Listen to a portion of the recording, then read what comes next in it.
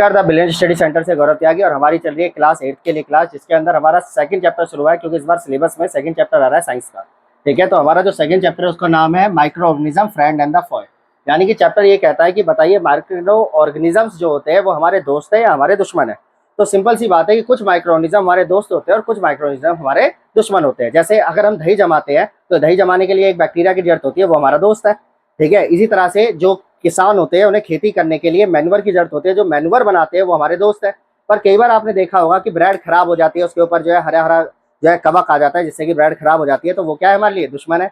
तो ऐसे micro organism जिससे हमारे प्रोडक्ट स्पॉइल होते हैं वो हमारे दुश्मन हो गए, और ऐसे प्रोडक्ट जो ऐसे माइक्रो ऑर्गेनिज्म जिससे हमारी आवश्यकताएं पूरा होती है वो हमारे लिए क्या हो जाते हैं, फ्रेंड्स हो जाते हैं। ठीक है, तो इस चैप्टर में इसी चीज को क्लियर करा गया है। तो चलते हैं चैप्टर की ओर। सबसे पहले बात आती है कि what is a micro organism, कि माइक्रो ऑर्गेनिज्म एक्चुअल में क्या होते हैं। तो micro organism is the tiny micro organisms when they are only for the see for microscopic. ठीक है, इट मीन्स कि अगर माइक्रो ऑर्गेनिजम्स की बात की जाए तो वो इतने ज्यादा छोटे होते हैं कि उन्हें देखने के लिए आपको सूक्ष्मदर्शी की जरूरत होती है। बिना सूक्ष्मदर्शी के आप इसे नॉर्मली नहीं देख सकते। क्लियर? तो माइक्रो ऑर्गेनिज्म को देखने के लिए किसकी जरूरत होती है, सूक्ष्मदर्शी की, यानी कि माइक्रोस्कोप की। ऐसा नहीं है कि सभी माइक्रो ऑर्गेनिज्म जो इतने छोटे होते हैं, सम जो कुछ होते हैं वो थोड़े बड़े भी होते हैं जिन्हें हम बिना माइक्रोस्कोप को भी देख सकते हैं। बट जो माइक्रोस्कोप की मदद से देखे जाते हैं उनकी 4 कैटेगरी यहाँ पर करी गई है। तो पहली कैटेगरी होती है बैक्टीरिया, दूसरी होती है फंगी, तीसरी होती है प्रोटोजोआ और चौथी होती है हमारे पास अलगे। तो ये 4 तरीके के हमारे पास क्या होते हैं, माइक्रो ऑर्गेनिजम्स होते हैं।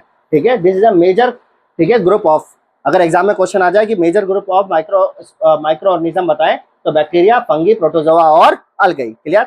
अब बात आती है कि इसके अलावा एक कैटेगरी और होती है जिसको हम बोलते हैं वायरस। क्या बोलते हैं, वायरस। वायरस से सब वाकिफ है? कोरोना वायरस आया था, तो वायरस जो होता है वो इन चारों कैटेगरी से अलग होता है। तो इन चारों कैटेगरी से अलग क्यों होता है, इसका सबसे बड़ा क्वेश्चन यही आता है कि बताइए virus, why the difference between the bacteria.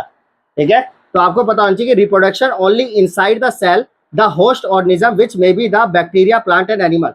क्योंकि जो वायरस होता है वो हमेशा किसी प्लांट की बॉडी पर, किसी एनिमल की बॉडी पर या अदर बैक्टीरियम बॉडी पर सर्वाइव करता है।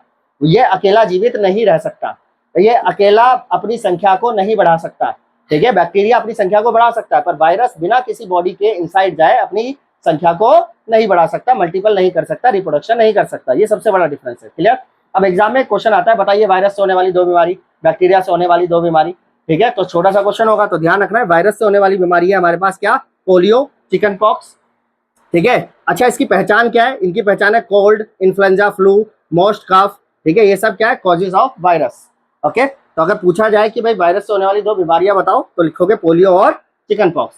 ठीक है, अगर पूछा जाए प्रोटोजोआ से होने वाली 2 बीमारियां बताओ तो आप लिखोगे मलेरिया और डेंसिट्री। ठीक है, पर अगर आपसे पूछा जाए बैक्टीरिया से होने वाली 2 बीमारियां बताओ तो आप लिखोगे टीबी यानी ट्यूबरक्लोसिस और टाइफाइड। क्लियर? अब क्वेश्चन ये आ जाता है बताइए माइक्रो ऑर्गेनिज्म पाए कहाँ जाते हैं।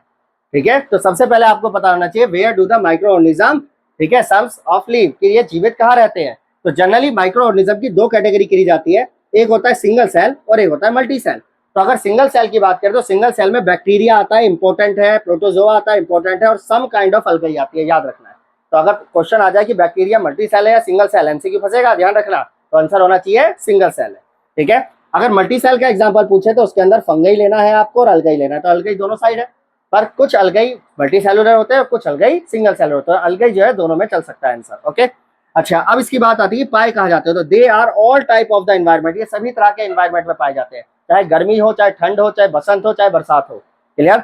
तो क्लाइमेट और all type of climate like a hot spring and the desert and to the marshy land, चाहे जमीन सूखी बंजर हो, चाहे आपकी मर्सी दलदली लैंड हो, हर जगह पर बैक्टीरियम पाए जाते हैं। क्लियर है? जिन्हें हम क्या बोलते हैं, माइक्रोस्कोपिक ऑर्गेनिज्म। ठीक है, तो they are also found the inside the body animal and the human and also a plant. ठीक है, तो ये सभी टाइप के ह्यूमन, एनिमल और बॉडीज में इनसाइड में पाए जाते हैं। तो ये क्या करते हैं, बीमार करने का काम करते हैं। बाकी वीडियो नेक्स्ट क्लास में। Thank you.